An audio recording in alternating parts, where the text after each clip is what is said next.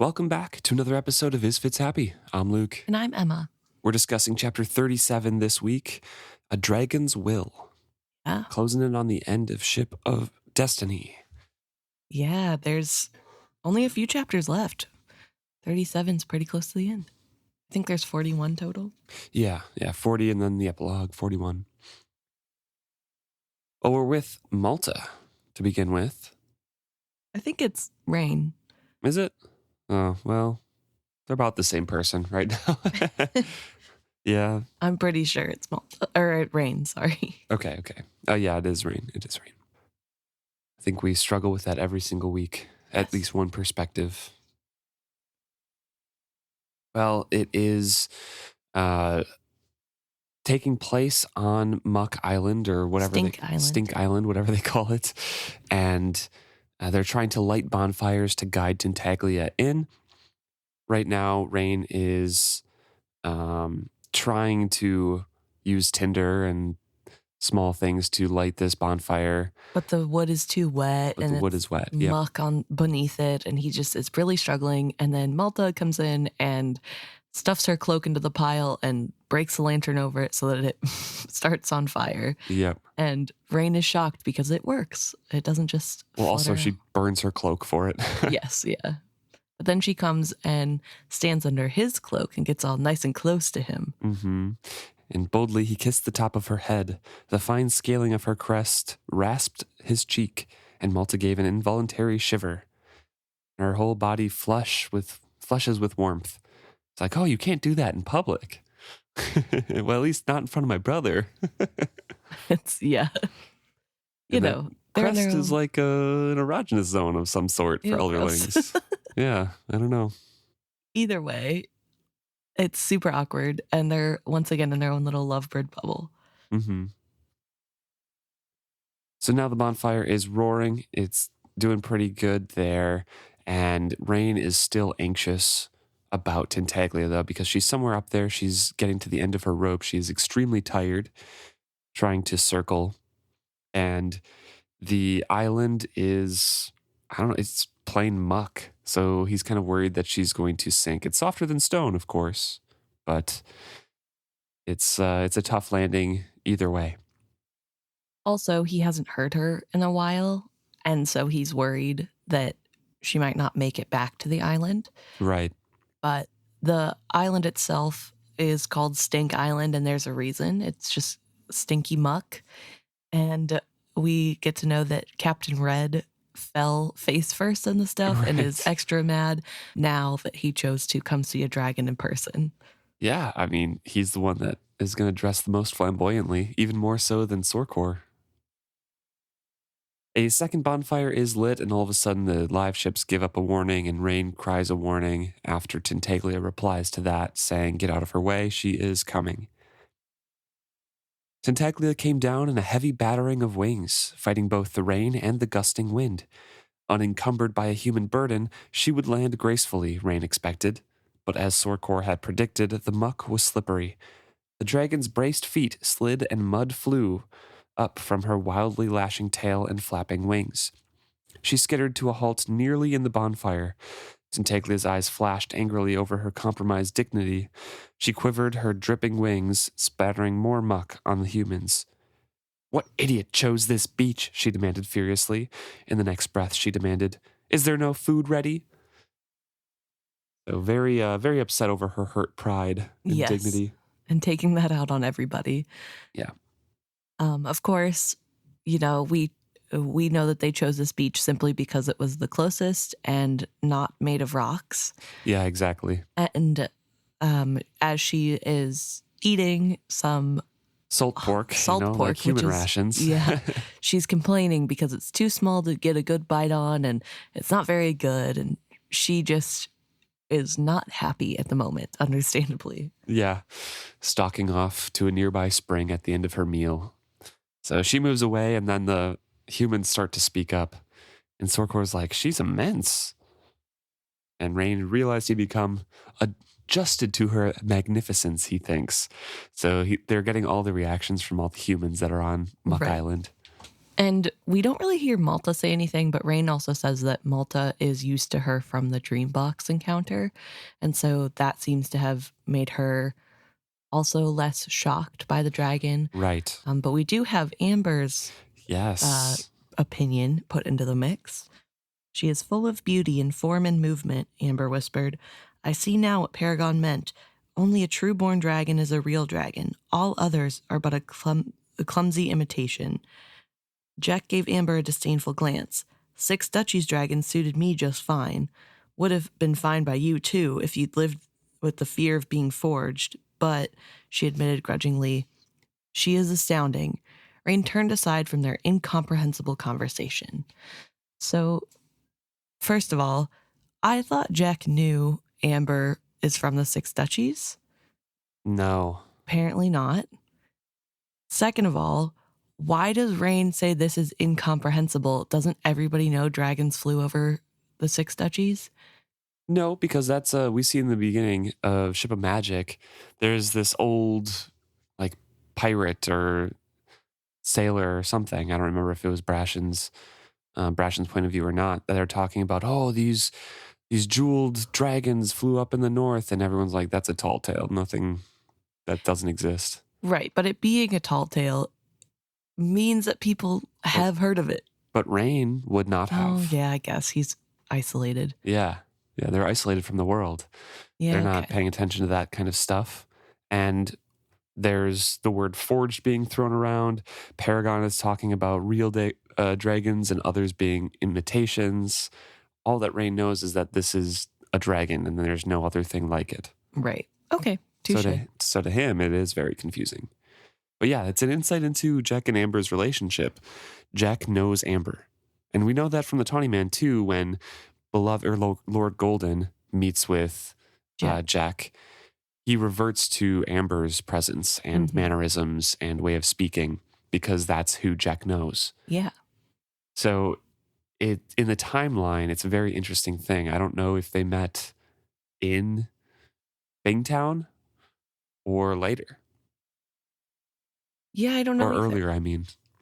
It would be, this seems to insinuate that they did not meet, or not meet in Bingtown, not meet in the Duchies at all. So, yeah. But what would she have been doing alone in Bingtown? I don't know.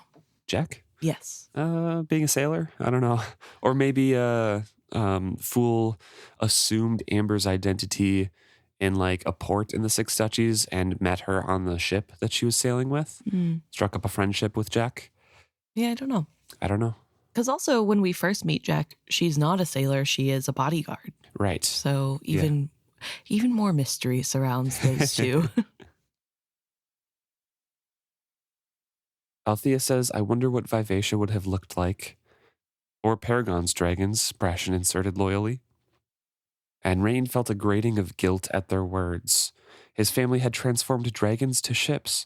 Would there someday be an accounting for that? He pushed the thought away.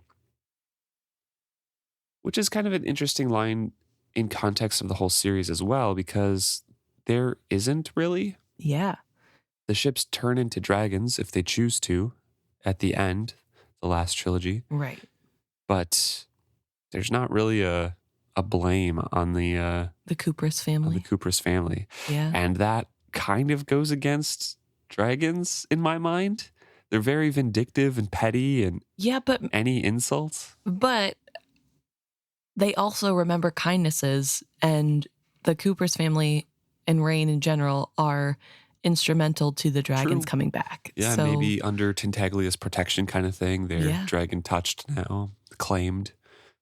Yeah. So I feel like that could be why. Yeah. I don't know. But anyways, Tintaglia comes back and she gives Rain a baleful glance and says, I said sand. And then she acknowledges the gathered humans and says, good, you'll have to build another fire farther from the waves where the muck turns to rock so I can, bed down. Yeah, it's not as comfortable, but it'll be better than muck. Yep. And then she addresses separate humans, starting with Malta. Step out into the light, little sister. Let me see you. Rain feared Malta would offend the dragon by hesitating, but she came boldly to stand before her. Tintaglia's eyes traveled over her from crest to feet. In a warm voice, she announced, "I see you have been well rewarded for your part in freeing me, young queen. A scarlet crest. You will take much pleasure from that." At Malta's puzzled blush, the dragon chuckled warmly. "What, not even discovered it yet? You will, and you will enjoy a long life in which to relish it." She swung her gaze to Rain. "You chose well. She is fit to be an elderling queen and a speaker for dragons. Selden will be delighted that she has changed as well. He has been a bit worried, you know, that she would disparage his changes." Rain smiled awkwardly because he hadn't really told the family of Selden's changes at all. Yes, no time for that because he has not even thought about Selden, which truly makes him part of the family because Right, yeah. nobody ever thinks of Selden. Exactly. And so now we have the section where Tintaglia makes her demands. She's like, well, I'm going to sleep the rest. I'm going to need more food. And then I'm going to join the tangle again. She explains that she has done away with the ships that have done harm to her tangle, but she can't keep doing that. That's just too much. And the serpents, especially in their condition, are they can't keep up with a dragon a wing. Even if they were in prime condition, they couldn't do that. Right. Dragons in the past used to do it in shifts to lead and guide. Right. And now there's only, and not only were the dragons in shifts, it was also the serpents who remembered, like she who remembers. There should be multiple. Yeah, And they say, and several serpents with the memory to guide them. So I don't know if that's multiple she who remembers or Yeah. not. Because we were talking about maybe one generation or so. right, because But it seems like a couple maybe. yeah, Malkin's Tangle specifically talks about waiting for the one with the memories, right? And so I guess we've been looking at it as there's just a singular one per generation, but it does make sense, especially because the ocean is very vast, that there would be multiple she who remembers Yeah. to guide multiple tangles. Yeah, for sure. But this sort of explanation is ended with the open admittance that there is only one serpent and one dragon to help lead, and that is it. Yep. And even though she's being really arrogant and rude, Rain talks about how he can't help but feel sorry for her because that is really devastating. And there is desperation underneath her arrogance. She says, "I have spoken to the live ships. Paragon will accompany my serpents north. That ship's crew will aid me in protecting the serpents and will anchor beside them each night when I come ashore to feed and rest." Wintrow spoke up boldly. "Both live ships will go north. We have already made decisions." "That interests me not in the least," the dragon cut in harshly. "Or do you think you still own the live ships? Vivacia will go south to your big city. My elderlings will go with her to speak for me, to arrange the shipments of grain and foodstuffs for the workers, to hire engineers as Rain sees fit, to inform the people in that city of what dragons will henceforth require of it, to arrange—" "Require," Wintrow cut in coldly. Outrage had stiffened him. The dragon rounded on Rain in exasperation. "Have you told them nothing? You've had the whole day." Which is really funny because Rain's like, "The whole day, we just got dropped into the middle of a battle." Yeah, I don't know if you remember, but you dropped me into the middle of the ocean in the middle of a battle. So Tintaglia's like, "Oh, you humans are always fighting. It doesn't matter. You should have been telling each other." yeah, and he does mention that they had to spend the whole day mostly staying alive. So Yeah, and concludes it saying, "Well, you'll put such things aside until my ends have been served or risk my wrath. So basically, stop having your wars or I'm going to be really mad." yeah, it will no longer be tolerated to have war. Yeah. "No ship is allowed to interfere with the serpent. No petty warfare will be tolerated if it interferes with supplies to the Rain Wilds. You will not—" Wintrow was incensed. "What manner of creature are you to seek to order our lives by force?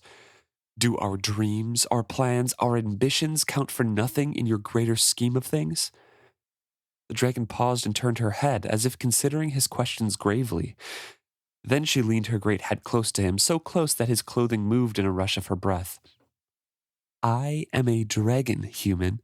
In the greater scheme of things, your dreams, plans, and ambitions count for next to nothing. You simply do not live long enough to matter. She paused, and when she spoke again, Rain could tell she was trying to make her voice kinder. Save as you assist dragons, of course. When you have completed this task, my kind will remember your service for generations. Could humans hope for a higher honor? So, just quick aside, thought that I just had as we're reading this. Malta made the comment, literally last chapter, that it was hard for her to fully understand what Tintaglia was saying, that she could get bits and pieces, but she wasn't fully understanding every single thing that was being said and its intricacies. Yeah. Is that because Tintaglia was talking in dragon language to the ships, and now nobody's having trouble understanding her because she's talking in human language to the humans? Or what is Maybe. it? Like, I don't think that she distinguishes or changes between speech. I think it's because it's kind of reminded to us that they don't speak out loud with their mouths. They like roar and whatever, right, because people who can't understand them just hears the roars and animal sounds. right, And it's mostly in your head. We only get the information that through Rain's point of view that Wintrow understands everything. right. We have no reactions from any other humans. So Okay. it might be that Wintrow is one of the main ones who can understand everything. That's fair. Okay, yeah. And I guess we've already talked about how Wintrow is the most adept and most trained in Yeah. whatever skill or Yeah. skill adjacent thing that the monasteries taught him. He's the only one who has training in the skill. Right. And has used it beyond just that training because he was linked with Vivacia to help heal. Right. So, yeah, okay. And yeah, I guess the ships would help with that skill as well. So potentially Brashen and Althea are doing okay understanding. Yeah, I think that link with the live ships probably opens you up to more of an ability to understand just because of the nature of the live ships. But yeah, I guess you're right. It doesn't really, since it's from Rain's point of view, he fully understands everything. Yeah. And he's not really one to pay attention to other people. Yeah. So, ooh. So Wintrow, of course, is still defying Tintaglia very bravely here. Right. Which also, I mean, and on the one hand, I get it because Tintaglia is making a whole lot of demands that just aren't realistic. Like, she can't just say things, no more war, and then no more war happens. It doesn't work like that. But it's kind of weird to me that Wintrow is taking so much offense at her telling them what to do, I Really? guess. I don't know. I see it as not necessarily in light of his worship or belief in Sa, because it kind of is tangential to that. Like Right. everything has, purpose and importance, and there's no one thing better than the other. So I guess it's a little bit like, oh, you can't just order people around. That's bad. Okay, sure. But also the main point I'm seeing or thinking about while reading this is that Wintrow just went through so much to finally achieve something that he believes is a great thing, establishing a new kingdom, kind of eliminating some slaves, doing all this, and Tintaglia's coming in like none of that matters.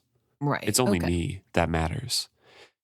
Yes, Wintrow freed one of the serpents and does have a connection there, but it's not like he's a single-minded devotee to them. True. And I feel like this is also kind of reminiscent of like, it's not exactly, but reminiscent of slavery in his mind, of where like, I'm not just going to do anything slavishly right for somebody else because they demand it and they're more powerful than me. Right. And I mean, to be fair, I think he did start off as saying, well, we've talked about it and both ships will, and he's cut off.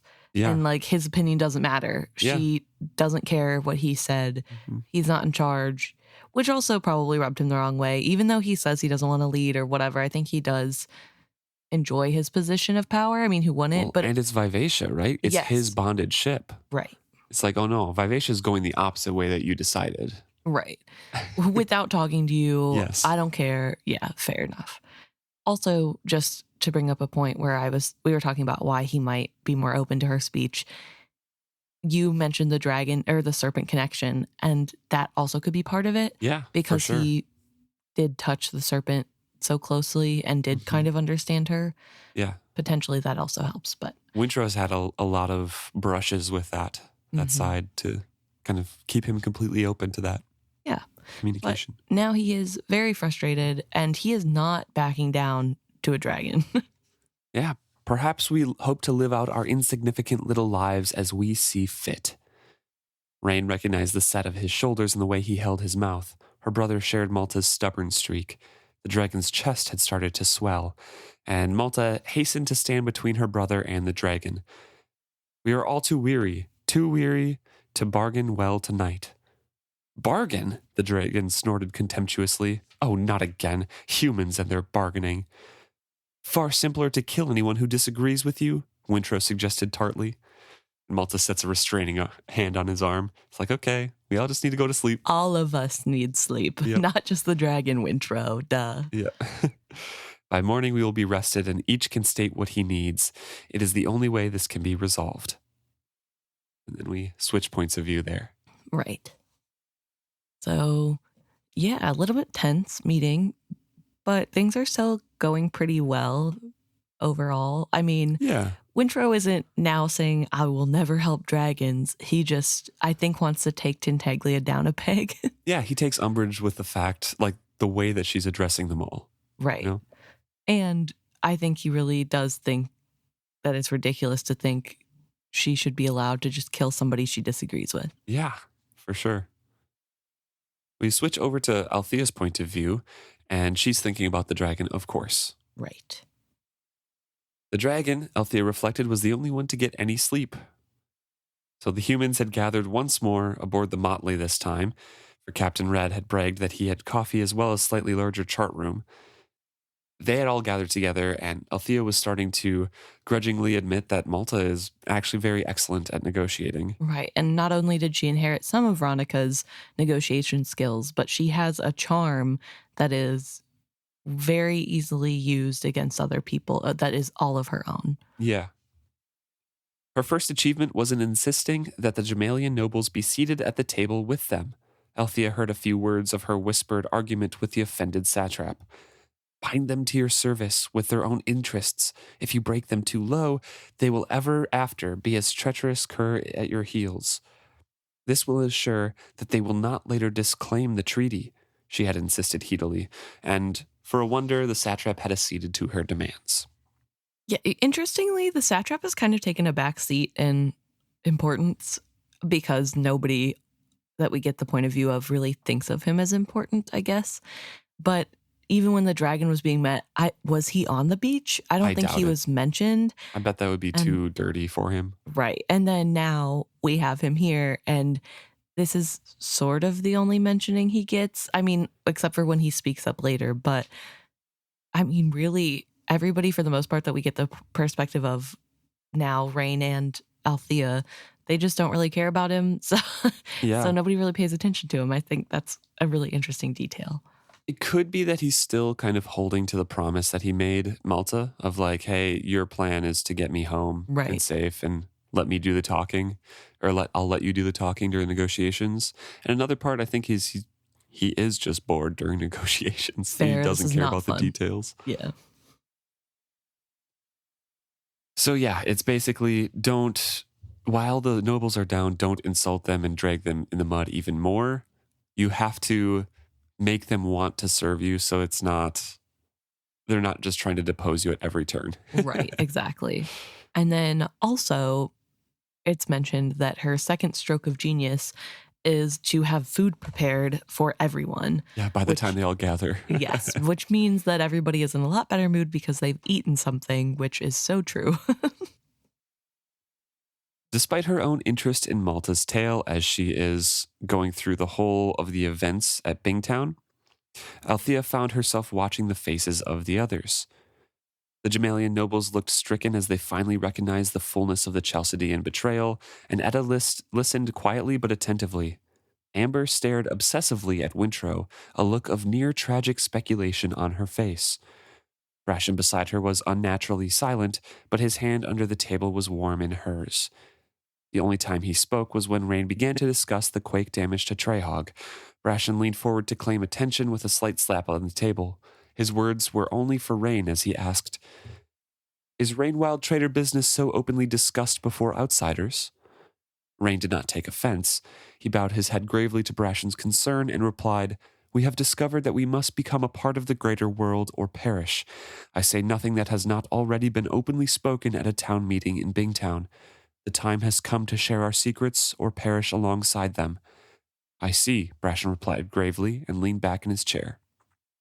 And I found, and I highlighted that passage because I found that a good reminder, because in my mind, Brashen isn't part of Bingtown, just reading through it. I mean, he is, and I know it Right. like logically, but I can't think of him as a trader's son. Right. Yeah. But it's He's so far Yeah. removed. But it's such a good reminder that he was raised in Bingtown. He was the inheritor and the heir of a trader family. So he comes along with the whole package of taboos and this is private business and Right. all of those things, even if he kind of eschews a lot of Bingtown traditions. Right. And I think he is more, I would say, progressive for some of his Bingtown counterparts, I guess, in a lot of ways. In some ways, not so much. But this is a really big reminder of, hey, Brashen is trader stock. Yeah. And he actually does care, which I find so interesting because Althea doesn't seem to like even think about it. At least Right. it's not mentioned from her perspective of thinking it was odd.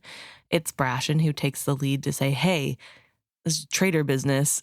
And Rain has to be like, not anymore, but thanks for the concern. And honestly, I think that reflects well on Brashen and not so well on Althea. Right. I mean, we find out later that Althea is basically falling asleep, right? She's so tired. Right. But I don't think it reflects well on Althea because it shows how little she cared for events around Bingtown and Bingtown itself. She just wanted to sail her ship. Yes. It shows like a complete lack of awareness Yeah. of certain social things. That's fair. And And I mean, Brashen is the one to speak up and be like, "Hey, this is private stuff. Are you sure you want to talk about this?"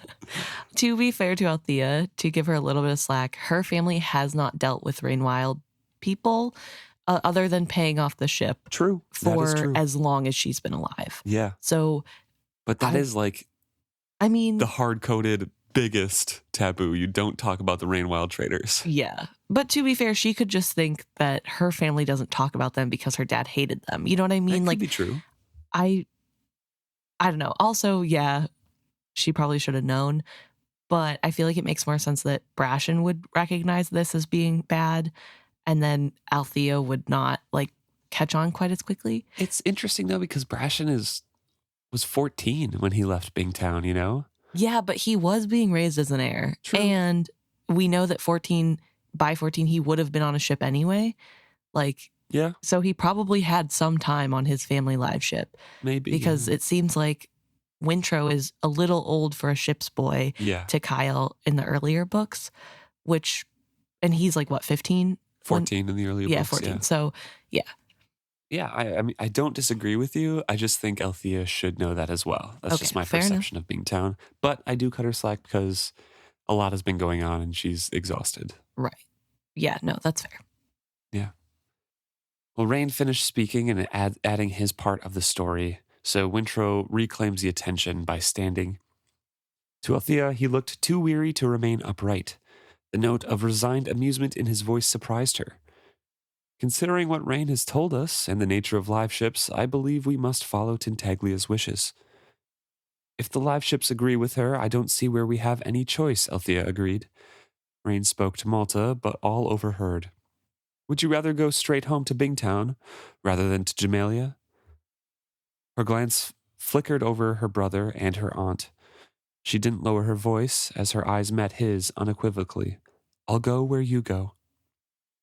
Small silence followed her words, and she boldly disarmed it by turning to Lord Creath. Now, as you have heard, the dragon desires us to negotiate for foodstuffs to be shipped to the Rainwilds. It remains to be seen which of the satrap's loyal nobles will win the privilege of supplying us. Kreath knit his brows in puzzlement. Malta continued to meet his eyes levelly, waiting for him to realize what she offered. Then Lord Kreath cleared his throat. He nodded around to his fellows, seeking support as he spoke. Magnadon Satrap Cosgo, I think I am not alone in now accepting the wisdom of your alliance. In fact, he smiled at Malta, I would like to offer my assistance to the dragon's representatives. My holdings in Jamalia include grain fields and pastured cattle. Mutually beneficial trade with the Rainwild folk could go far to make up the losses I must reconcile from my renunciation of my Bingtown land grants. Okay, so this is political section. Yes. In the background, off screen, the nobles were forcibly signed a treaty that renounced their Bingtown lands. Yes. And basically said, we're in disgrace. Mm-hmm. We don't have any claim here. Satrap is holding it over them. Like, we're going to do all these sorts of things to your family. Right. Because of the betrayal. Now, the Jamalian nobles who had allied with the Chalcedeans and were obviously allied with the new traders because their compatriots were the new traders. Obviously. Found out that the Chalcedeans didn't really care much about their allies. Right. And were going to get whatever they wanted no matter what. So the Jamalians are super put out. They're like, well, we have to renounce our land. So we lost a bunch of money there. We don't have any allies. And the allies that we would have had were going to backstab us anyways. Right. And now Malta offers them a hand, being like, hey, you can provide these trade agreements. Right.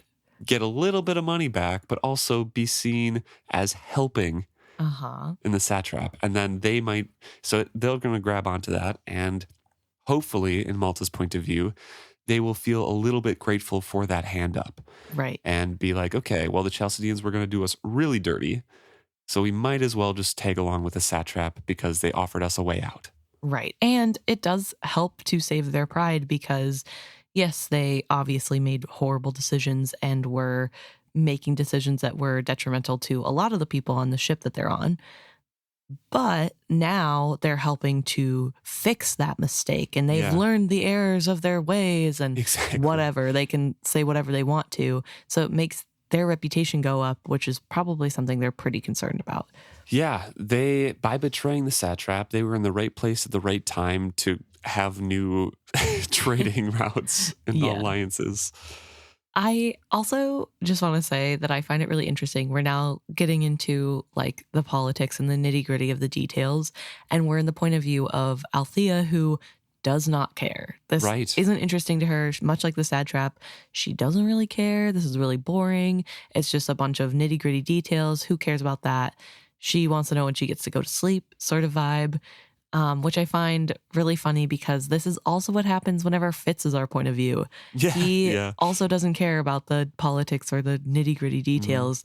He just is watching the people and their reactions. And so this felt very much like a Fitz Fitz section because it was like, let's see how everybody's reacting. And also, boring. They're talking politics. It's really, really clever by Robin Hobb because she gets to skip all the details and just be like, well, these people talked for a while. Yeah. And this is what I'm thinking about. Yeah. She doesn't have to write out the dialogue of the arguments and how to calculate what and where and when. But then we have, as that goes on, Althea's just sort of keeping silent, stunned by the realization that she was witnessed the reordering of her world. Tintaglia was wise to send her Elderlings to Jamalia to speak for her. They would not only open trade avenues between Jamalia and the Rainwilds. In Rain's scaled visage, the Jamalians would confront the copper-eyed future of the world. She felt she floated on her exhaustion, disconnected from the scene around her. In a shifting of perception, she perceived a vast juncture left behind, and swift currents ahead. The new world of men and dragons would be ordered by negotiations rather than wars. Here in this room, they set the precedent. Suddenly she understood and tried to catch Amber's eye to acknowledge that, but the carpenter contemplated Wintrow ruefully. So I thought that was really important because Althea is feeling the changing of tides, so to speak, of the world. Yeah. And I found that to be something that was unique because Fitz is a catalyst, like the catalyst, capital C catalyst. And he I don't think ever talks about fate changing in this way, where he feels a No. change. He's just grinding against the world, not really seeing it. Fitz is, it's kind of crazy to say, but he's much more inwardly focused than Althea, Yeah. which is crazy to say compared to Yeah. Ship of Magic Althea. But inwardly focused doesn't mean self-centered. True. So Althea is more self-centered than Fitz, Yeah. but yes, I think not as introspective. Yeah. And that's fair. But I found it really interesting, especially because Althea's only a little C catalyst. She's a big C capitalist, actually. Yes. Big trade person. But yeah, little C catalyst. Yes, she's a little C catalyst. And she can feel it. You know what I mean? And maybe it goes back to the family having some little spark of skill for, Yeah, maybe. like, you know, whatever. Maybe she can feel it. Or maybe it's just she has the wherewithal to see all the changes that are happening in her lifetime or something. That's what I think more so. I think it's not necessarily to do with her being a catalyst. I think it's her interest being removed from this conversation currently, so she can take it all in and be like, huge things are happening right now, just momentous things, that this is a meeting between two different kingdoms, three really, Right. plus another intelligent species. This is actually massive. You know, it gives her that pause. This boring talk of negotiation gives her the pause and the ability to think through what's actually happening rather than just being caught up in the moment. Right. And I found it really interesting too that she makes the point that forever now they're setting the precedent that you can negotiate. You don't need a war. You don't need to push forward and destroy other people. Well, let's talk to Chelsea about that. We'll see. Well, yeah, they're not going to care, but it is interesting that that's brought up.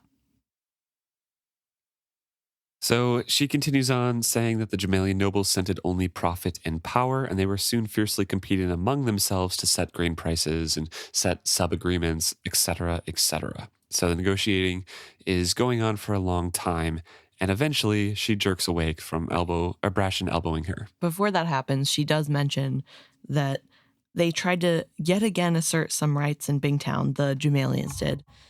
But both Rain and Malta drew the line firmly. Althea was relieved that they still negotiated for their own kind as shrewdly as they did for a dragon. Yeah. I thought that's a really important detail because it's acknowledgement that not only are Malta and Rain caring about what happens to the dragon, but they're also saving the people that they know and love. Right. They're making sure that Gemalians are getting some help, but not so much that it is in jeopardy of Bingtown. Mm-hmm. So Brashen elbows her awake, saying, like, they're finished. Everyone, we're signing papers around the table right now. And Althea tried to stretch unobtrusively. How long had her eyes been closed? Did it have anything to do with us? She asked. Never fear. Both Rain and Malta stood up well for Bingtown, and when it came to the cutting edge, Bingtown and the Pirate Isles stood together. He gave a short laugh. Wonder what your father would have thought of that. He'd have been damn proud of Malta, that I know. That woman's as sharp a traitor as I've ever seen. Althea felt a tickle of jealousy at the admiration for her niece. And now, she asked him quietly, and now we can have a few hours' sleep before we get up, bid our farewells, and set our sails again. He didn't look at her as he spoke. She followed him out onto the deck. So this is the start of a giant misunderstanding. I mean, we've already continuation. Yeah, but this is like the peak. Yeah, so Althea is like, okay, what do we do next? And Brashen's like, well, we'll say our farewells and then set sail in the morning. And he's thinking, we're going to say goodbye to each other. And she's like, oh, we're going to say our farewells to everybody else. Yes. Because why would you phrase it like that if you meant we, as in the two of us, are saying our goodbyes when there's a ship full of people that include her family members? Like, what? I mean, how else would you say it besides over-explaining it, you know? I mean, it'd be like, I guess the two of us are going our separate ways or something. It's just so ridiculous because he's so generic in his talk. And I guess so is Althea in some ways. And they've both been up for a very long time and both been battling all day and sailing for their lives. But also, she's following him around. She's like trying to be near him. She's asking him, did this have anything to do with us? Which I guess, again, she's meaning the two of us. He thought she meant Bingtown, clearly. Yeah. But Then she asks about the dragon, think Tintaglia will accept the terms, and we're only asking her help in what she already said we must do, put an end to the territorial fighting on the inside passage. Best way to do that is to chase the Chalcidians out of here. After what they did to her serpents yesterday, I think she'll be happy to help us do that. So that's the part that we missed. We get filled in on here with Brashen. right. Is that Tintaglia's part in this is going to be clearing out the whole inside passage of Chalcidian ships. And Tintaglia will balk at that, of course, because she's going to be wanting to escort the serpents only. Right. And maybe, destroy ships that are harassing the serpents. But Brashen reminds us that, she had already kind of promised that in Bingtown. Right. So it's just holding her to her word. Yeah, exactly. So that's that part, and that's going to help take care of the Chalcidian fleet. And he mentions that he believes that this is all over save for what she wants to tell them to do. Yeah. And Althea says that's what she's most worried about. We have struggled so hard and come so far, all in uncertainty, only to have a dragon suddenly decree, this is how your life will go. I don't like her directing our actions, saying who will go where. And yet, in an odd way, it would almost be a relief to have those decisions snatched away, a lifting of a burden. Some might see it that way, Brashen replied sourly. Which, this I kind of understand. Again, it's a point of misunderstanding. You're shaking your head over there. But Althea is like, oh, it's such a relief that somebody might tell me what to do so I don't have to make decisions right now. But Brashen's thinking okay, yeah, if you see it that way, because she's telling us to split up to the other ends of the world. Right. So he's thinking oh, great, you're happy about splitting up from me. You're happy that it's not your decision. You get to be guilt-free, but yeah, we still have to split up or whatever. Mm-hmm. I don't know. It just... This whole thing makes me more and more increasingly angry. I hate miscommunications like this because I feel like this specific miscommunication is so dumb. And I hate when it's just people just don't talk. You know what I mean? This is literally just a few more words added to a sentence to clear up the misunderstanding. And this goes on the rest of the night. Yeah. And that makes me so angry. I hate it. I hate everything builds upon each other. It's done really well. Don't get me wrong. I think it's really well done writing to make me feel this frustrated. And it makes sense in the characters. I just hate the situation. Yeah. I think I just personally don't like the continuous miscommunication. It's very Hallmark movie to me. You overheard one part of a conversation on the phone about selling the farm, but you missed the part where he said he's not actually going to sell the farm. He's being sarcastic, and now you think he's selling the farm. He thinks that he wouldn't. I don't know. I hate it. Makes me angry. Just talk to each other. The Sorkor then hails them, hey, Bingtown, watch the current. It runs tricky here when the tide is changing. Better check your anchors and leave a good man and watch. Thank you, Althea answered for them. From what she had seen of the burly old pirate, she liked him. And now she watched him as he annoyed Etta by holding her and directing oh, be careful about things. Making sure she gets safely onto the Vivacia boat. Sorkor's great. I love Sorkor. I love Sorkor too, and I'm glad Althea likes him. Bloodthirsty cutthroat, but he's a great guy. He's a little teddy bear. Who dresses in very garish clothing. Yeah, well, everybody has their own unique style. Malta leaned on Rain's shoulder as they waited for Wintrow. Althea frowned at that, but something stranger claimed her attention. To Althea's surprise, Amber was also in Vivacia's boat. I overheard her tell Wintrow that she had something important to discuss with him. He was reluctant, but she was insistent. You know how unnerving she can be when she gets that look on her face. These tidings were from Jack, who had appeared at Althea's shoulder. Then it's only we three returning to Paragon for the night? 2, Jack corrected her with a grin. I've been invited to stay aboard the Motley. Althea looked about and saw a handsome pirate leaning against a mast, waiting. 2, she agreed, and turned to exchange a glance with Brashen, but he was already gone. So, of course, he misses this part of the conversation where it would clear up everything, where she's like, oh, I'm going on the ship.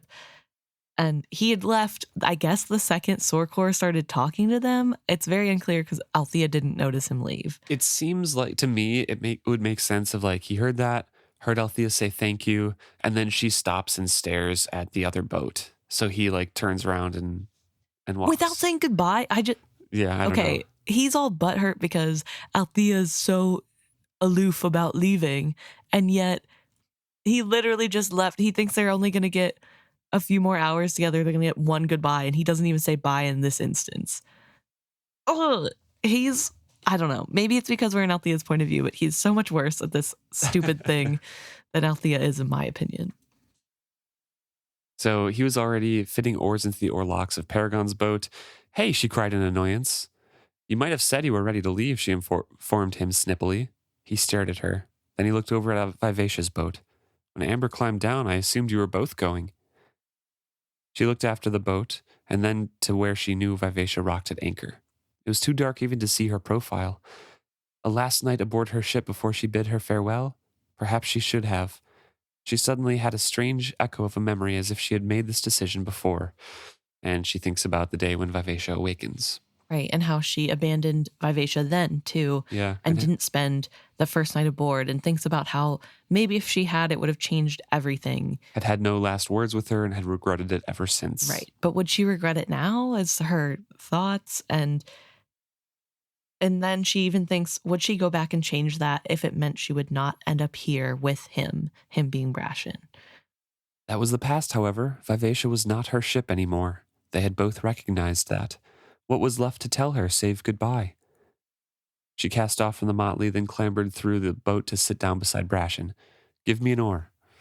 So he gives her one, and they row back to Paragon, and Sorkor is right. The current is a bit tricky, and they get on board. Well, sorry, before they get on board, while they're still rowing, she mentions that Brashen must also be as tired as she is because he's not saying a word either, which is very clearly him brooding because his feelings are hurt.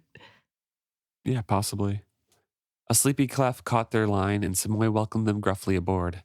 Brashen passed on Sorkor's warning about the current at tide change and told them to put 2 men on anchor watch and get some sleep. Paragon greets him and says, "We're going north." And Brashen agreed, most likely, escorting sea serpents. And Paragon burst out, "Are you going to say nothing of the dragon? Your first close look at a dragon, you say nothing of her?" Now Brashen can wax poetically about how Tintaglia is great, but not as, it evokes similarities between you and her. Yes, like just because you're great as well. Yeah. Ship, she is beyond words, as a live ship is beyond words, and for much the same reason. The pride is swelling in Althea's heart. She's like, oh, you're, saying the true things about the dragon, but not disparaging Paragon at the same time. So, or like trying to evoke what he's missing out on. You're comparing them as both great things. Right. And you, Althea? Not Kennet, Paragon. Paragon, who she had played upon as a child. Paragon, who had brought her so far and endured so much for the sake of her mad quest. She found words for that Paragon. She is incredibly beautiful. Her scales are like rippling jewels, her eyes like the full moon reflected in the sea. Yet in all honesty, her arrogance was intolerable. Her calm assumption that our lives are hers to order is hard to take. Paragon laughed. You are wise to school your tongue to flattery, for queens such as Tintaglia feed upon praise more than they do meat. As for her arrogance, it is time humans recalled what it is like to receive such commands as well as give them.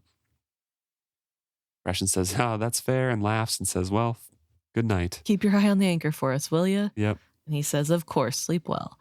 But I thought that was really interesting, the little detail he said that Tintaglia feeds on praise as much as meat. Yeah. Because we have had that speculation of, does praise help with the dragons and their growth? And like Hebe later gets plenty of praise from Rapskull, and she ends up being the first to fly.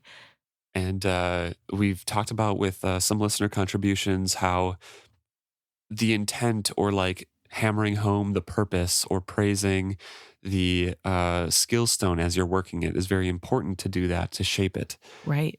So that similarity there of like instilling that purpose, that the praise to a dragon seems to have a physical effect. Yeah. So I thought that was kind of a fun little detail that May just be the words chosen willy-nilly, but it feels more purposeful. Yeah. So Althea is still thinking about his blue eyes, and His sleep well comment, yeah, is that what Paragon would say? Of course it mhm, is. It's not Kenneth, it's Paragon. yes. And she raises her eyebrows at finding all of her gear heaped in a corner in Brashen's cabin. I had to put Mother in yours, he almost apologized. There was a moment of awkwardness. Then she saw the captain's bed with its more generous mattress and thick covering of blankets, and all she could think of was sleeping until someone forced her to wake up. With the arrival of the dragon, it seemed decisions were out of her hands. She might as well sleep until someone told her what would happen next. Okay, so quick pause before we get into the deeper misunderstandings that are happening. I feel like this chapter, Althea feels a little different to me. She is very much wanting to be told what to do. She doesn't want to make any decisions. She doesn't want to have to do anything. She wants to just be told what to do and do it, which I feel like is kind of a big departure from the Althea we meet in the very first book. And Maybe. Yeah. she wants to be in charge. She wants to be the captain. She wants to make all the decisions. And now we see her. And obviously, well, not obviously, I believe that this must be somewhat stemming from trauma and just trying to cope with all the things changing and all the things that have happened to her and just saying, I don't want to make decisions anymore. I don't want to be. Exhaustion of the past year and a half Yeah. of, trying to get her live ship back and finally seeing it safe. Yes. But I wanted to point out this chapter in particular is one of my least favorite. And it's mostly because of Althea in this chapter and her sudden want to just be told what to do. And it just like, She's much more passive. yeah. And again, this is a change in her that makes sense with the narrative and to her character and with what's happened to her. It just is really frustrating to see how she just suddenly doesn't care. Who cares what happens to her in her life? And I don't like, again, obviously makes sense with the context. It just, I wish that wasn't what was happening to her. It just makes me Yeah. so sad and frustrated for her. Not at her, I guess, but for her. She sits down on the bed and says, I'm not washing, I'm too tired. Brashen's like, that's understandable. And sits down next to her. With gentle hands, he took down the hair she had knotted out of her way. She sat still under his touch until she realized she was clenching her teeth. She drew a breath. She could get past this, with time. She reached up to gently catch his hands. I'm so tired. Can I just sleep beside you tonight? For a moment, he looked stricken. Then he pulled his hands from hers. If that's what you want, he stood up suddenly, or if you prefer, you can have the bed to yourself. His abrupt withdrawal and brusque tone hurt her. No, she snapped, that's not what I prefer. That's stupid. As stupid as starting a quarrel when we were both too tired to think. Brashen, please, I'm so tired. For a moment, he just stared at her wordlessly, then his shoulders sagged in defeat. He came back to the bed and sat on the edge of it. Outside, the rain turned into a downpour. Maybe everything could be fixed tomorrow. Bury a pirate, a bit of live ship farewell, leave it all behind. As Brashen kicked off his boots, he observed sullenly, maybe I've no pride left. If the most you'll offer me this last night is to sleep beside me, I'll take it. He began unbuttoning his shirt. He would not look at her. You're not making any sense, she complained. Here, number one, ringing of a bell, like, hey, maybe I'm misunderstanding the situation. Yeah. Also, number two, I'm really mad at Brashen for, number one, thinking he's entitled to get to sleep with Althea. I just hate this whole attitude of like, how dare she snub me from sleeping with her the last night we have together. And I guess I'm a sucker because I'm willing to just lay beside you at night. It just, rubs me the wrong way. I hate it. I hate it so much. I think it's disgusting and gross. And it's like, why do you have to do that to Brashen? Why does he have to be like that? You know what I mean? Yeah. And I get that like some people feel like intimacy is an expression of how much you love someone, or like that helps to make you feel loved, but just the whole, they have literally just fought in a war and been up for probably close to 24 hours, and he's mad that she said she's tired. First of all, she shouldn't have to have an excuse, but second of all, he's like, ugh, I can't believe I'm such a sucker. I'm just going to sleep beside you. And then when she says it doesn't make sense, like that doesn't make sense, you'd think that would ring in his head. Why wouldn't that make sense? We only have one night together. Why wouldn't he say that out loud? But no, he just thinks it and is butthurt that she said no to this one last night and says it doesn't make sense that they would sleep together. Ugh, it just makes me really angry. I don't know. I just had to get that out. She says, let's just go to sleep. Too much has happened to us today for either of us to deal with it well. Tomorrow will be better, and tomorrow night better still, she hoped. He gave her a look that was completely wounded. Yeah, because according to him, she just said, like, tomorrow night, without you sleeping next to me, it's going to be way better. Yeah. So he's like, wow. It just... Thanks so much.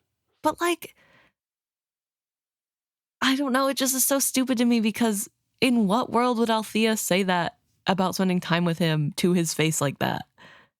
When in the world that he's thinking this, you know? I guess, but like we've talked about last chapter and this chapter, everything that she has been saying has confirmed that she is going on Vivacia and also doesn't care as much about him as he does about her. So in his mind, it's like, yeah, I don't love you that much. I'm going on my ship. That's what I've wanted all my life. Tomorrow night's going to be better. I'm going to be on board my ship and you'll be sailing away. It's like to him, everything that she is saying just hurts him more and more. Yeah, it just, I don't know. What I just hate this whole thing. So it is frustrating. Uber critical, I'm sure. So he had frozen on taking off his shirt, and she like forcibly makes him do it and lays him down and being like, okay, there, now go to sleep.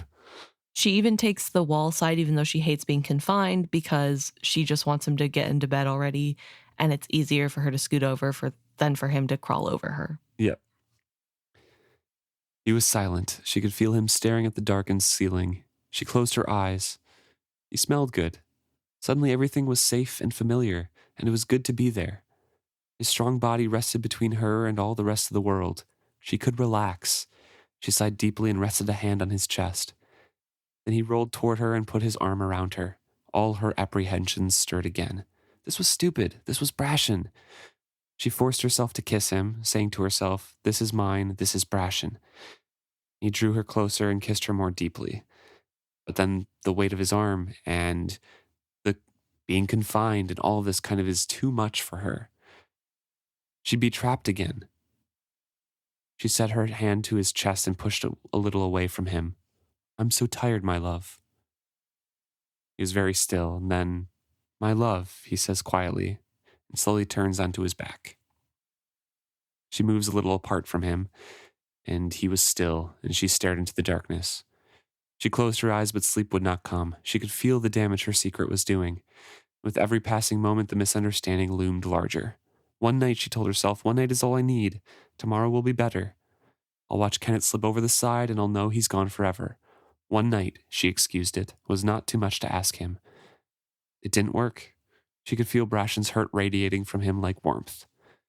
She turned slightly away from him. Tomorrow she would repair things between them. She could get past this. She knew she could. Like, I don't know. I don't want to beat a dead horse, but bring out the whip because she had already said, no, I'm too tired. I don't want to do this. And then he like makes a move. I don't know. Maybe he wasn't trying to make a move and he misinterpreted when he went to cuddle her and she kissed him as that was her saying she was ready. It just... Yeah, she kissed him and then says to herself, so this is out loud, this is mine, this is Brashen. And then he kisses her more deeply. So like maybe it wasn't making a move, or like he wasn't trying to make a move. He was just trying to get comfortable. And then he thought she was making a move. Yeah. But it just like, I don't know. There's just something really gross about reading a man being this upset over not getting sex. Like, I think it just... If you want to interpret it like that, I think it's more of like the complete emotional rejection of him that he's feeling. okay, I guess, I don't know. I think this is one of those things where like maybe it's like coming from my lived perspective as a woman that like colors this reading of like Yeah.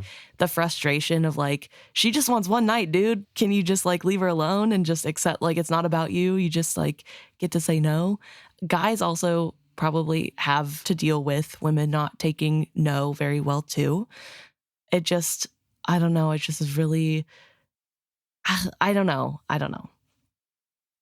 I don't In know how to explain Yeah, better. I mean, from his, I understand what you're saying and what you're trying to explain. It just it feels like to me, it's not just about the sex in Brashen's head. It's like the complete emotional rejection of his love, and yeah, the sex is included in that, and the first feeling hurt about it was a little bit rough, in my opinion too. Like Right. Yeah. that was a little bit icky, but still, it's like this one.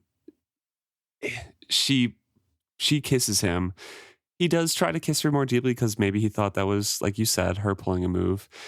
But then she says, no, no, that's not what I meant. So he turns away, he rolls onto his back, and then she turns away from him again.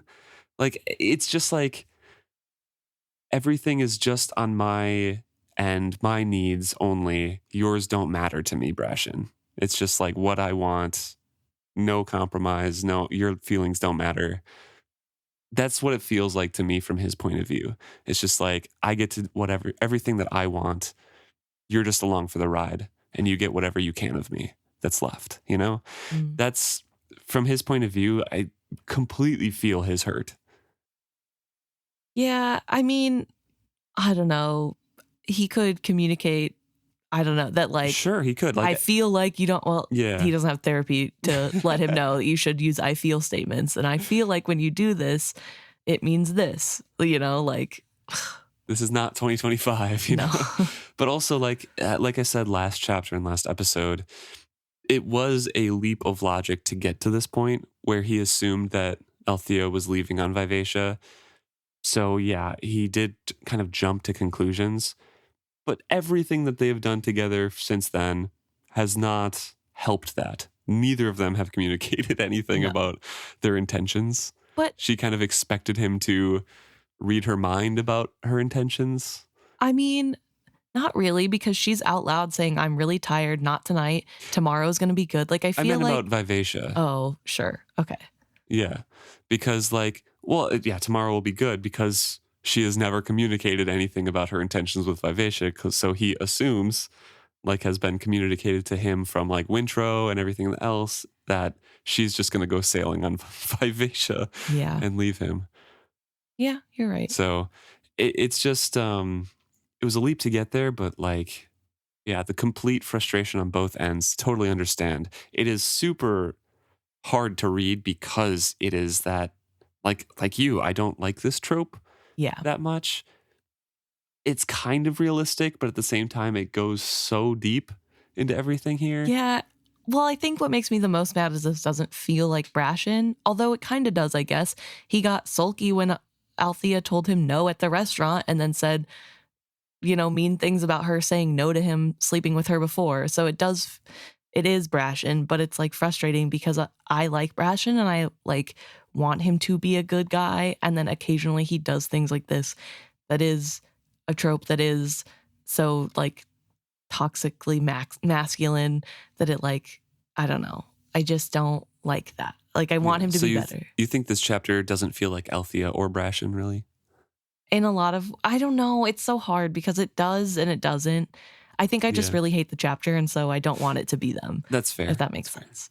And I guess it is hard because we're in Althea's point of view and we know what has happened to her. Yeah. And yeah. so, and Brashen does not. Brashen does not know anything at all.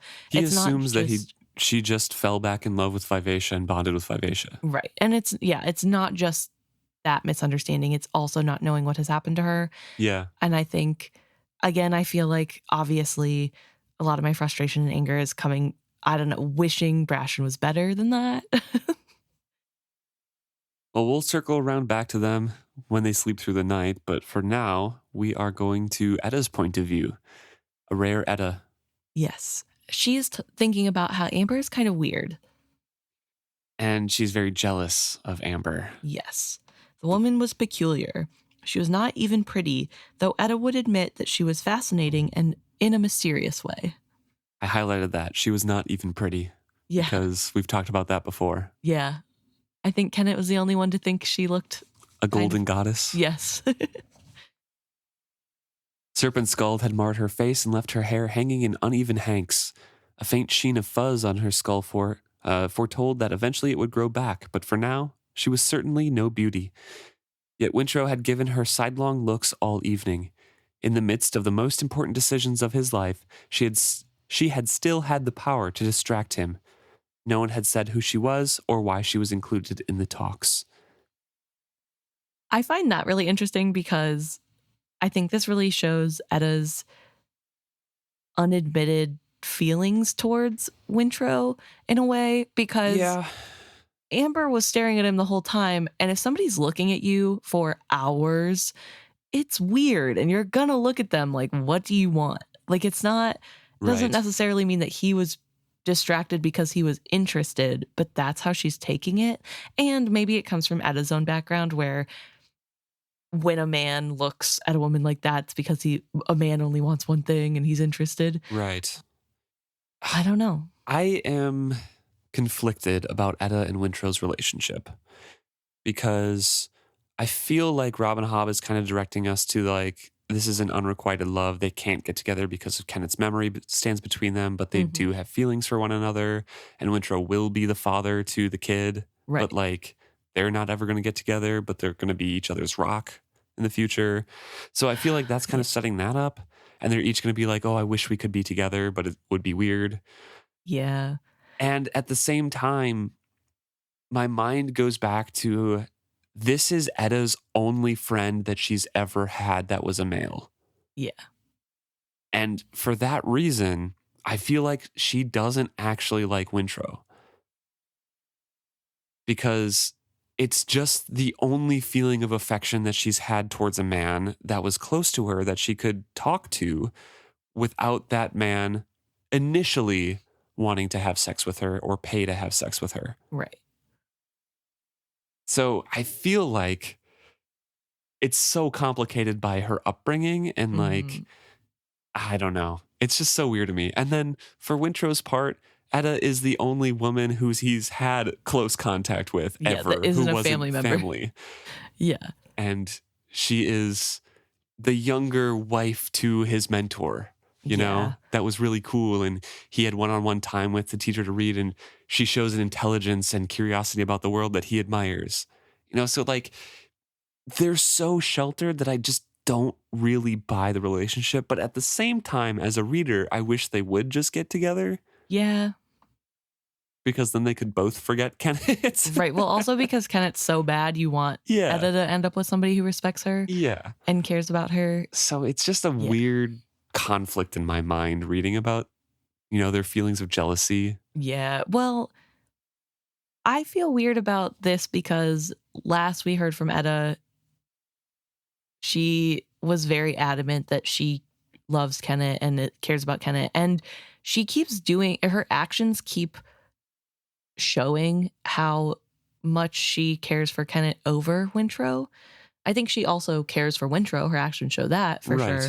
But like you said, I think it's more platonic. And so then here, where she's having these conflicting feelings of being jealous that another woman caught his eye. And she even admits to herself that she feels guilty about that because Kenneth literally just died. And like, how could she move on? Yeah. But yeah. And then she says, how could Wintrow be giving his attention to a woman at a time like this? Did he not realize the gravity and of the tasks Kenneth had left him?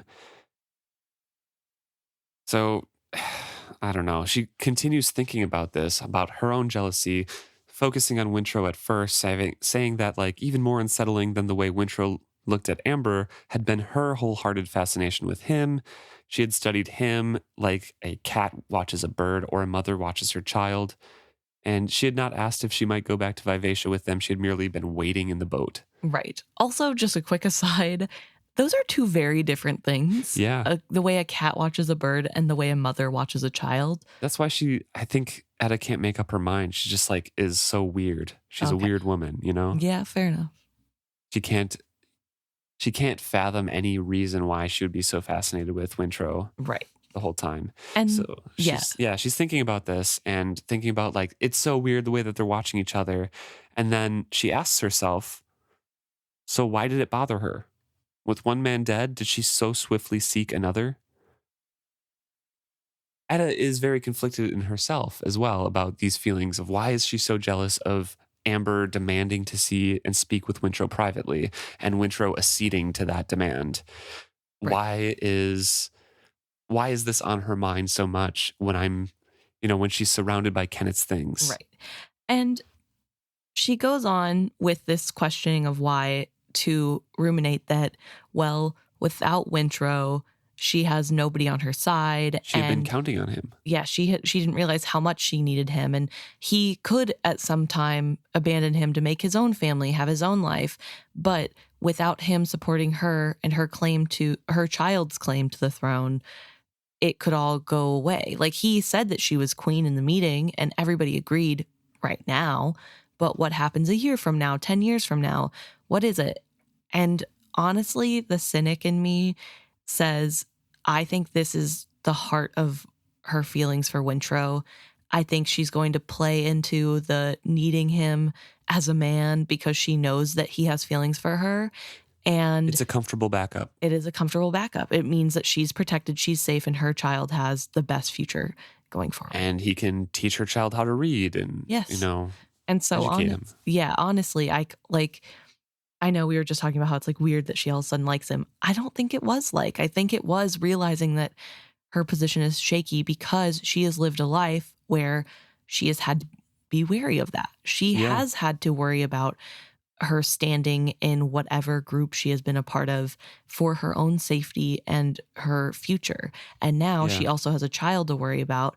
And sure, she's been called a queen, but it's not from anything she did. It's because of her connection to Kenneth. And soon, because he's dead, that will fade too. Etta is not a well-raised, well-adjusted, maternal woman. Right. She's cutthroat and was molded by Kenneth just as much as any of the rest of his crew. And is very willing to torture people above Kenneth's wants. Right. I could totally see her just being like, well, Wintrow's been in my life. He's just going to stay that way. And now it's kind of scary that maybe he would step aside for a woman because I need him by my side to make my life comfortable and secure. And I don't even mean that in like a negative against Etta. Like, obviously I think she values him as a friend for sure. Yeah, but I think she values her own safety and well-being and future ahead of that. Oh, definitely. And is not above using someone. And in a way, it's sort of like Kenneth, right? Just use whoever you need to use to get by, even if you have feelings for them. I don't know. Like, again, I know this is a really cynical read, but it's not something that, I don't know. Like, it is in some ways negative, but I don't see it as a negative towards Etta. I think it's just who she is. She's not like Kenneth deliberately thinking about these things. This all happens subconsciously, and she's reflecting on the barest surface of that thought of like, oh, I expected Wintrow to be by my side and do all these things. Right. And then she's in the same space existing with her grief. Yeah, which is insurmountable. I mean, she starts thinking, why do anything? Why breathe? Why breathe? Why sleep? Why comb my hair? Kenneth was dead. The agony knifed through her again. But his child is not. As clearly as if Kenneth himself had whispered the words, the thought reached her. She straightened herself and took a breath. She would walk a turn around the deck to calm herself. Then she would lie down and rest at least. She would need her wits about her tomorrow. To look out for the interests of the Pirate Isles, Kenneth would have expected that of her. So she's existing with her grief too. Yeah. Just trying to exist with her grief. And the charm is encouraging her to exist. Yes. That like she has a kid to think about. Think about the kid. Mm-hmm. And I think it's really interesting because the charm is speaking to her, but not out loud anymore. Because... Or at least if he is speaking out loud, Etta is saying that it's... interpreting that as a memory of Kenneth saying it. Yeah, I don't know. It's so interesting, right? Because We know the charm talked out loud to Kenneth only and talked out loud to other people around Kenneth. But then here with her thinking it's a thought. We also know that the charm connected with the Liveship Yes. on like a mental level and can do that. Can do that. And he is now touching Etta, which we know Wizard would in contact with humans. Yeah. Gives them more of a connection to humans. And Kenneth was already bonded with Paragon, so maybe there wasn't room for another. Right. I don't know. It's weird. Really unclear. And I guess, I mean, she's low on sleep. She's pregnant. She's grieving. Like, you hear your dead lover's voice. You're not going to think, I heard that out loud. It's a Deus Ex Machina magic charm that does what it needs to do in the story point, I guess. So this time it just talks in her head. Yeah, but to be fair, I think it is realistic that it could be in her head. Yeah. I think that is in the scope of possibility. But that is all we get from Etta, with her deciding that she just needs some fresh air and then she's going to rest, to do Kenneth's will. We switch over to Wintrow's point of view, who is speaking to Amber on deck because there's no room anywhere else on board. And Amber's like, well, in public is sometimes better than private because it's more private. Yeah. And Wintrow's like, excuse me, what? What are you saying? Don't talk in riddles. I'm sorry? Yeah, he keeps saying, I'm sorry. I'm very tired. We all are. Far too much has happened in one day. Who would have believed so many threads could converge in one location? But so it happens sometimes. And the end of the thread must pass through the tangle many times before all is unknotted. She smiled at him. They stood on the afterdeck in the darkness. The only light came from the distant bonfires on the beach. He could not see her features, only the shifting planes of her face. But he knew she smiled as she toyed with her gloves. I'm sorry. You wanted to speak to me? He hoped she would get to the point. I did. To say to you what you've said 3 times to me. I'm sorry. I apologize to you, Wintrow Vestrit. I don't know how I missed you. For over 2.5 years, I searched for you. We must have walked the same streets in Bingtown. I could feel you, so close for a time, and then you were gone. I found your aunt instead.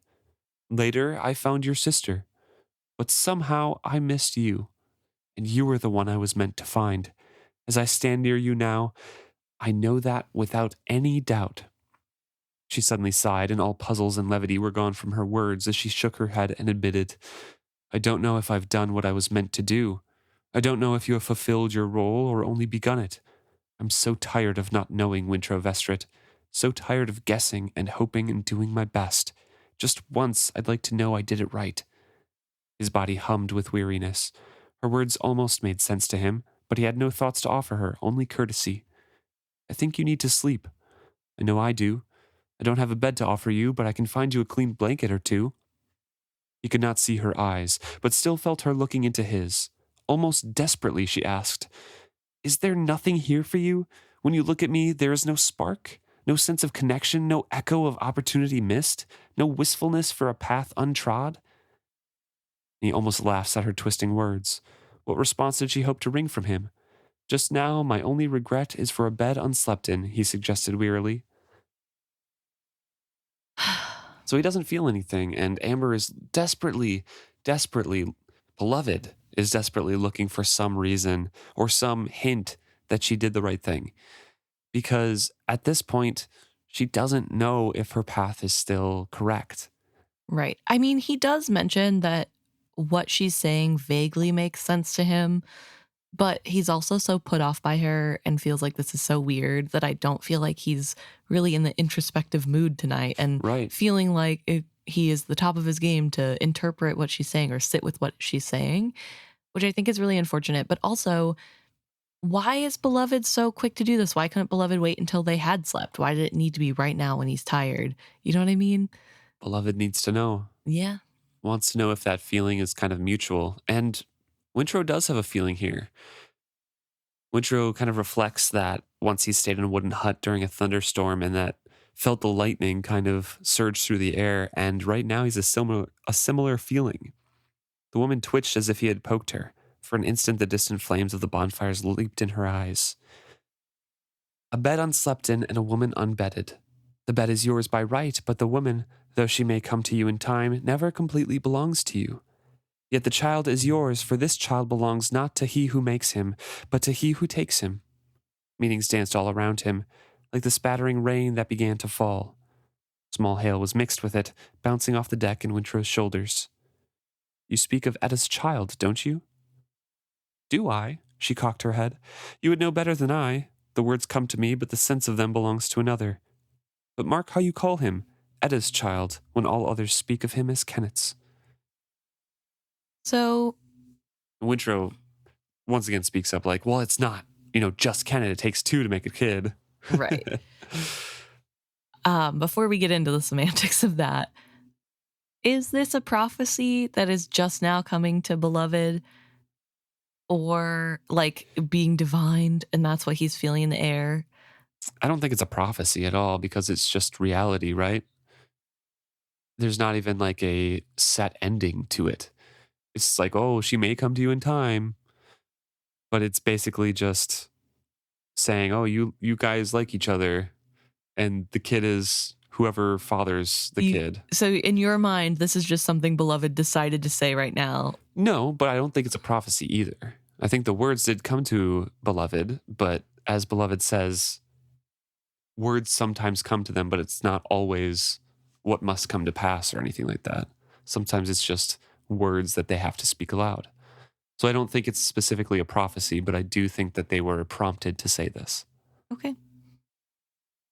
Do you agree with me that they were prompted to say this, or do you think it's just them saying something? Well, I feel like this counts as a prophecy. Okay. Just because the details and just because it's being said now when it is actively happening doesn't mean that this is the first time they have had this prophecy, so to speak. And this could have been said in Claris. True. 40 years ago or however long ago. Yeah. Beloved was there. And I don't know. It just feels like it's starting to come to pass, but it does hold a little bit of the future in it. It's still uncertain, obviously, and it's not maybe as important as other things that Beloved has said. Maybe it is just the air crackling and there being a weird connection between the two of them while this is being said feels like it's more important than just stating the situation as it is, if that makes sense. Yeah, no, I agree with that. But also the fact that Wintrow feels this sort of crackling in the air, and then Beloved does say a cryptic piece of information. It feels like that's weirdly Wintrow being able to feel the power giving that whatever Beloved is using to do this weird saying thing at the right time is somehow connected to something that Wintrow can feel as well. Interesting. Yeah, maybe. I was kind of equating it more to the feeling that she was asking him. Like, you don't feel anything. But yeah, it could definitely be with the part right after. I guess because she's asking, he's like, I just want to go to bed. And then he says, a similar feeling to that lightning happened now. And then she speaks. So he wasn't feeling it. Now he does. Then she speaks. I don't know. Whatever. Yeah, definitely. Yeah, it kind of lines up. So Ember says you should remain near him, meaning the child, for you will be one of the few that know that, it's not just Kennet who makes the kid. And also that Etta is more fit to be the mother of a king than Kennet was the father. Yeah. So he demands, who are you? What are you? And the drenching rain descended suddenly in a roar that drowned out speech. Inside, Wintrow shouted, and led the way at a run. He held the door open and waited for her to follow him. But the cloaked figure who hastened in from the downpour was not Amber, but Etta. He looked past her, but saw no one there. So Amber is just kind of like standing outside in a downpour with hail. Yeah. Being like, rubbing her hands together. Little witchy visage. Yep. Etta pushes her hood back and says, Wintrow, I have something to tell you. She drew another breath. Her face suddenly crumpled. Tears ran with the rain down her face. I don't want to raise this child alone. He did not take her in his arms. He knew better than that. But the words came easily. I promise you, you won't have to. I guess Amber did her did her thing and ensured that Wintrow isn't going to abandon the child. Yes, that's true. It's also weird because the charm is speaking up to further the same aims as Amber. It was Right. just like keeping the child safe. Yeah. But like, I can put that aside as kind of selfish reasons too, because that means that the charm will continue to be alive, I guess. Right. Worn by the blood. Yeah. We switch back over to Althea's point of view. She's having a nightmare of what happened to her, what Kenneth did to her. And she's panicking and is woken by Brashen yelling her name.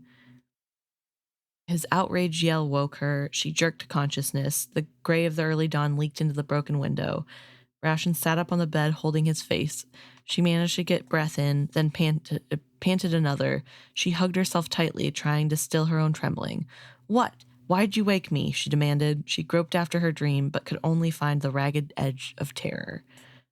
Why'd I wake you? Brashen was incredulous. You nearly broke my jaw. She swallowed dryly. I'm sorry, I think I had a nightmare. I suppose so, he agreed sarcastically. He looked at her, and she hated how his eyes softened with sympathy. She didn't want his pity. Are you all right now? He asked gently. Whatever it was, it must have been bad. It was just a dream, Brashen. She pushed his concern aside. And he doesn't take that well. Well, of course. Right, because he's still feeling hurt from the night before, and he doesn't know what she's thinking about him either, because Right. she thinks that Brashen has a hint of what happened and is like, oh, I don't want your sympathy, I don't want your pity, and then snaps at him, and he's like, okay, I was just trying to be nice after you had a bad dream, and Right. cloaks his emotion. And then says, well, I suppose it's morning, or nearly so. I may as well get dressed. She forced a smile. It's another day. It has to be better than yesterday. I'm still tired, but I'm looking forward to getting underway. And then I switch over to Brashen, who, of course, does not take that well. It's like, oh yeah, good for you, he growls. She'd be getting her ship back today. No wonder she was alert with anticipation. He was glad for her. Truly, he was. He could remember what it was like to step up to command. He found a shirt and dragged it on. She'd do well. He was proud of her. She'd been happy for him when he took over Paragon. He was happy for her now. Honestly. He turned back to her. She crouched on the floor by her duffel bag, surrounded by scattered garments. The look she gave him was one of misery. She looked so worn. Brashen felt a rush of remorse. I'm sorry I'm so abrupt. I'm just very tired. So, quick question. Why does Brashen think she gets to command Vivacia? I know that Wintrow said she could sail Vivacia to the Rainwilds, but now Vivacia is going to Bingtown. To Jamalia. Or to Jamalia, sorry. Is going to Jamalia, going somewhere else. Why on earth is he thinking she gets to take command in that? Because Wintrow's going along with Marietta. He's already said that he was doing that. But now plans have changed because the dragon has changed all of those plans. So why would he go with Marietta? They did discuss during the whole night, so I would assume that Wintrow is still going with Marietta to go to Divvytown with Etta. I think it ends up that they go on Vivacia to Jamalia, but I would assume it was talked about at night, so Brashen wasn't dissuaded out of that thought. Okay. I don't know. It just feels so dumb. I guess maybe I was just under the impression that we know that Wintrow ends up sailing Vivacia or something. I'm not sure if he ends up sailing her or does go on the Marietta, but they do end up in Jamalia. Okay. Well, either way, I'm frustrated because it's literally all of the plans have changed. Why would you just assume that she gets to be captain? And in general, why would you assume she's stepping up to command today? I don't know. It just is weird. It's a weird, because Wintrow made it known that it was a temporary thing, even when she was going to Bingtown. That's my other point, that she had to bring the ship back, and he's clearly the captain of that ship. So why would that mean that he's just going to let Althea be captain now forever? It just doesn't make any sense in my mind. Yeah. He's also not saying that she's going to be captain forever in his mind, just that she's stepping up to command today, right? Okay. So, I don't know. He was there for all the plans changing. He was there for the discussion of the new plans. So I'm assuming Nothing was said to dissuade him from the thought that she was going to Captain Vivacia for the second leg, even if the destination has changed. So she just decides to stay on board Paragon without talking to anybody else. She's been told you need to sail this to Bingtown, and then without consulting anyone else, without talking with anything, without hearing that plans have changed, she's like, why would I be on Vivacia? Like, it seems odd that she would be confused why he would think that if there wasn't previous talk. I don't know. Maybe it just wasn't mentioned at all. Okay. It was just, okay, the boats are going in different directions and no mention at all of captains or anything like that. So, I don't know. And Wintrow did ask her to sail and then stopped her response, right? Yes. Yeah. So, who knows? So he apologizes for being brusque. She says, yeah, we both are tired. No need to apologize. You could go back to bed. There's no real reason we both have to be up this early. Was that supposed to make him feel better? That she was willing to just walk away, leave him sleeping in his bunk? This reminded him too much of the harsh way they'd parted in Candletown. Maybe this was just how Althea Vestrit said goodbye to her men. You must have slept through that part last night. Wintrow warned us all that we'd have to be up early to catch this tide to get clear of here. Samoy's a good hand, but I want to bring Paragon out of this maze myself. I think I can steer a tricky passage as well as you can. She rocked slightly back on her heels to give him an offended look. I know you can, but it won't do Paragon much good when you're at Vivacia's wheel. She looked at him blankly. Then her face changed. Understanding dawned. Oh, Brashen. She came to her feet. You thought I was going away today, on Vivacia. Aren't you? He hated the slight hoarseness in his voice. He looked at her sullenly, refusing to hope. She shook her head slowly. He saw an echo of loss in her eyes. There's no place for me there, Brashen. I saw that yesterday. I will always love her, but she is Wintrow's ship. To take her away from him would be identical to what Kyle did to me. Wrong. Then you're staying with Paragon. Yes. And with me? So I assumed. She cocked her head at him. I thought we both wanted this, to be together. I know it's what I want. Even though I'm losing my Liveship, I know I want to be with you. Althea, I'm so sorry. He tried to get his face under control. Really, I am. I know what the Vivacia meant to you, what she still means to you. Both amusement and irritation glinted in her eyes. You'd look more sincere if you'd stopped grinning. I would if I could, he assured her sincerely. And they hug. And then after a long moment, he says, And you're going to marry me in Bingtown at the Traders' Concourse? That was the plan, she agreed. Oh. So it was finally out in the open. Right, because Althea had enough sleep to realize what he's hinting at of her leaving, and I guess before she missed all the hints because of sleep deprivation and thinking about her own stuff, and I guess because he's finally said out loud that he thinks she's going to be on Vivacia. Right. That helps put the puzzle piece together. But also he's just so like, I refuse to hope, after she's like, oh, you that's thought how I was Brashen is, though. I know, but like, ugh, like, he and Rain are very similar in that. yeah, it's whatever. It's like, no, Malta is dead. I can't hope. I'll never have hope. I'll never trust the dragon when she says Malta is alive. Yeah. So I don't know. It's a cute little makeup, but I hate what brought us here, so I can't find it that cute, I guess. Yeah. So we switch back over to Althea, and she's looking up into Brashen's face, and we get this from her point of view. She saw all the uncertainty and pain she'd caused him without intention. She had never meant to do that. He smiled at her, and she managed to smile back. His hold on her tightened, and she resisted the urge to gently free herself. She had to get past this. This was Brashen. She loved him. And she's thinking that she'd never imagined that she would have to force herself to endure Brashen's touch. She could relax and tolerate it. You know, he needed this reassurance, and she needed to prove to herself that Kenneth had not destroyed her. Just this once she could pretend desire for Brashen's sake. She turned her mouth up to his and let him kiss her. Right. And so, I don't know. So goes her continuation of trauma and not healing well and forcing herself to get better for the sake of other people and not really listening to her own body and being more worried about what it would do to Brashen to say no than to just give herself more time to heal. Yeah. And now Brashen, his fears are smoothed over because he thought that was the secret. Yeah. He thought that was what's wrong. But now with the decision to like, oh, I have to do it for Brashen, you know,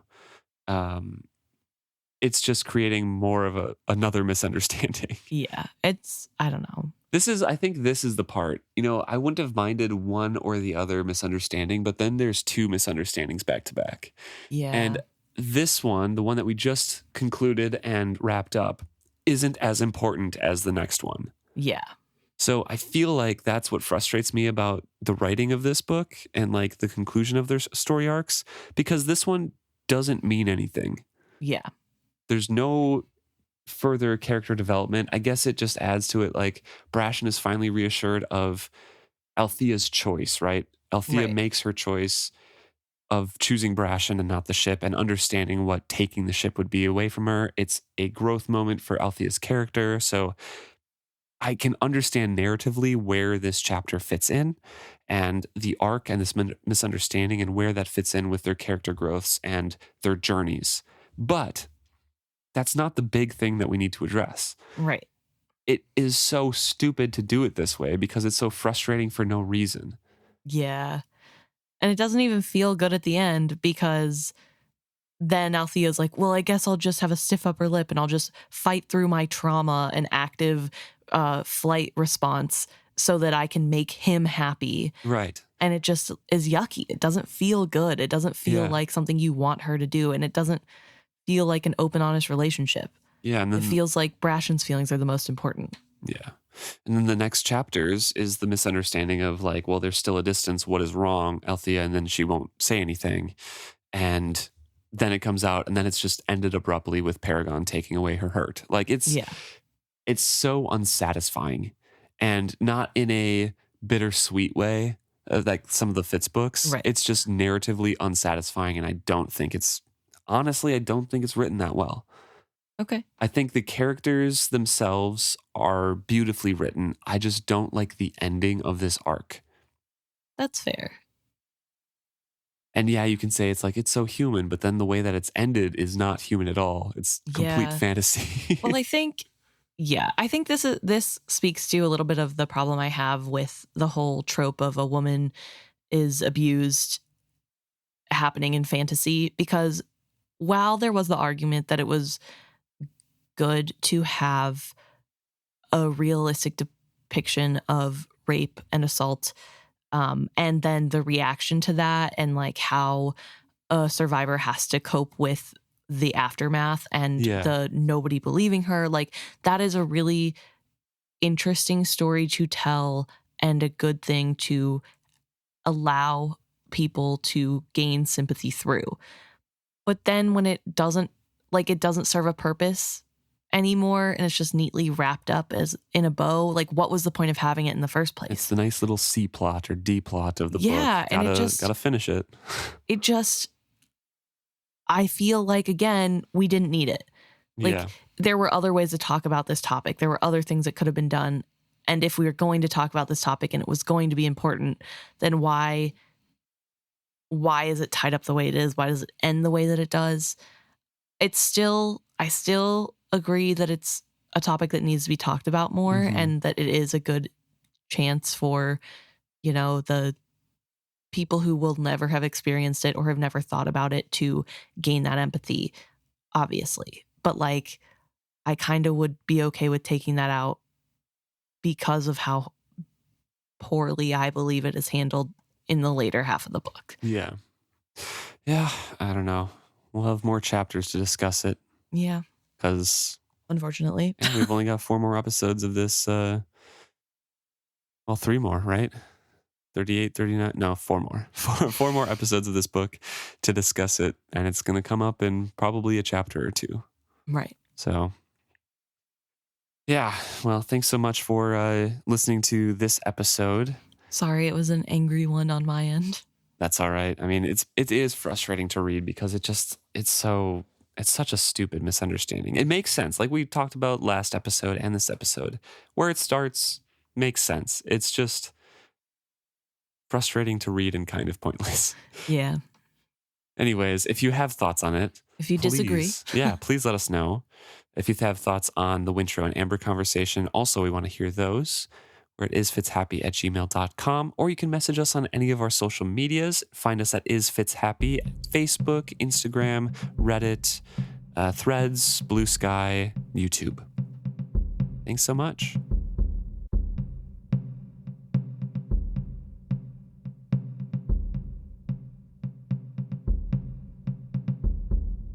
Okay, now we're going to talk about just one thing that has brought to our attention. It's a short one this week, and that is an email from listener Simon, who has written in to talk about Paragon and Etta and the chapter where Etta announces her pregnancy to Paragon, which makes him stop raging and push forward to safety. Yes.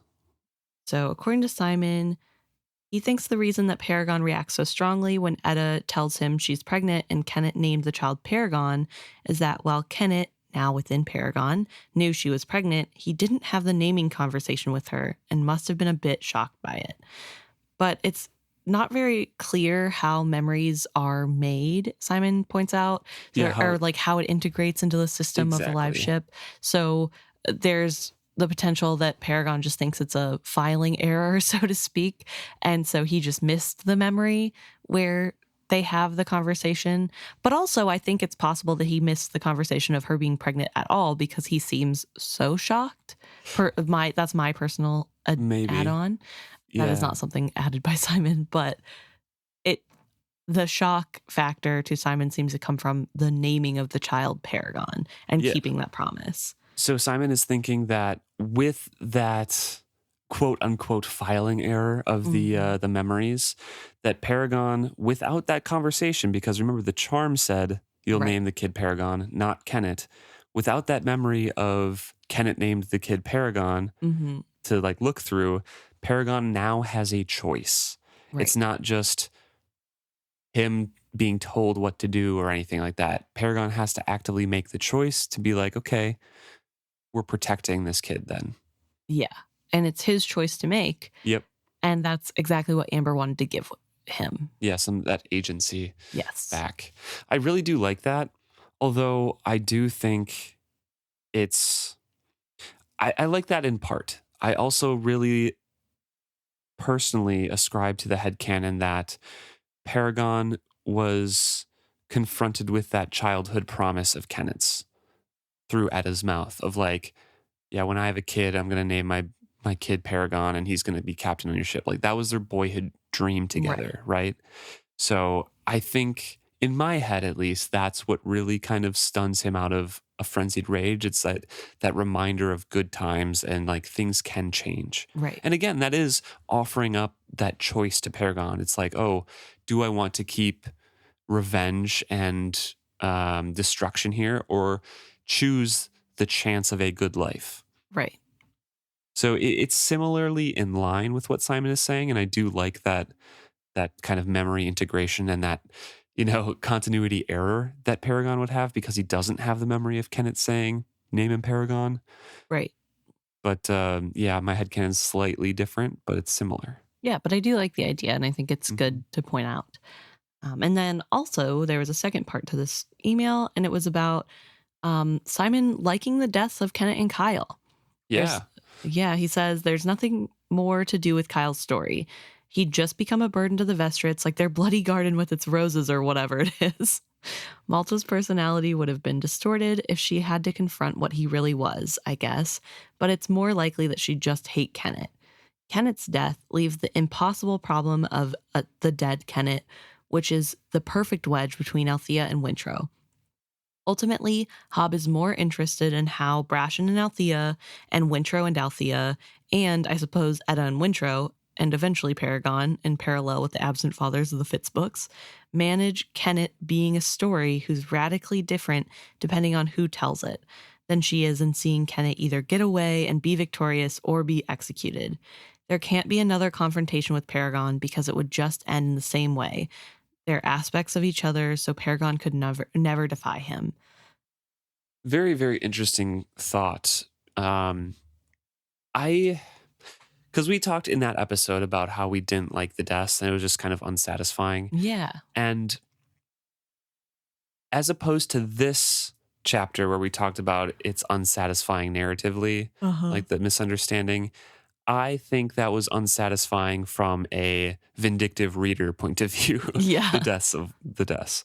I totally understand where you're coming from with the Kyle, like his story was done. I think it could have been, if she wanted to write, a novella after this, or there was another 10 chapters, I think Kyle could have survived and it would have been an interesting story of how to wrap up some of those plot lines. Right. But it doesn't make sense for near the end of the book for Kyle to survive and for Mal to confront him and for Wintrow to once again confront Kyle because he's already had that confrontation with his father.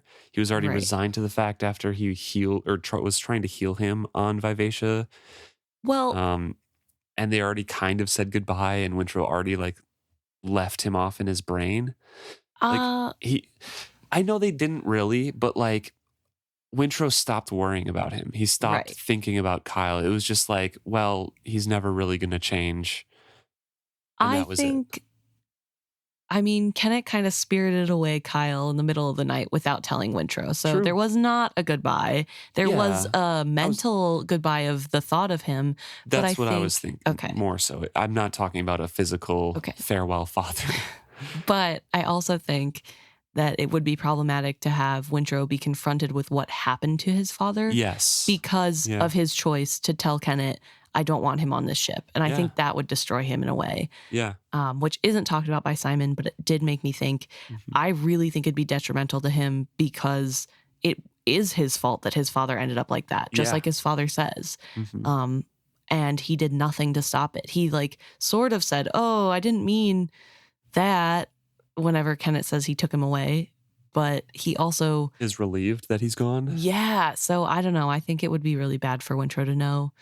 Yeah. It's just, So I think that could be an interesting story. And yes, Kyle's story was done, but his impact on the other kids didn't necessarily have to be done. So it is kind of unsatisfying to just see him kind of die and then be slipped over the side with no one knowing. Yeah, but it is a very funny parallel to the Vestrit roses or whatever their flowers were. Kenneth's part in this, though, and your topic on Kenneth is actually very interesting to me because narratively, that does make sense. And I hadn't thought about that before because it isn't more interesting to have Kenneth alive and be king or be executed for his crimes or any sort of thing. It is much more interesting to have all of these characters discuss his legacy from such different points of view. Right. It's so much more dynamic that way and so much more interesting and kind of realistic because there is no closure. There's no, the villain gets his just desserts or he gets away with it. It's what could have happened. What does his death mean to me or to you? Yeah. So I do like that. Good insight there. Yeah, that insight. So thank you, Simon, for writing in. And we look forward to hearing more of your opinions that you said that you left out of this message. So we love hearing from you and from everybody who writes in and all of you guys who support us. We're so grateful. Thank you for making this a fun hobby for us. And we'll see you next week.